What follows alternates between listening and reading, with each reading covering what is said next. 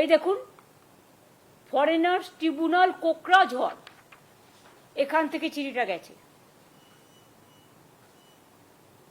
বাংলার ব্যাপারে আসাম কি করে হস্তক্ষেপ করে?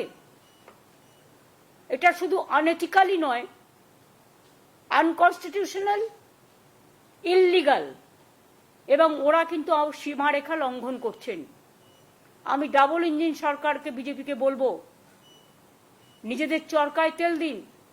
ওখানে তো কালী মন্দিরও ভাঙছেন, দাঙ্গা করছেন, ঘরবাড়ি পুড়িয়ে দিচ্ছেন, মানুষ উচ্ছেদ করছেন, ডিটেনশন ক্যাম্পে সবাইকে রেখে দিয়েছেন, অনেক মানুষের নাম বাতিল করেছেন।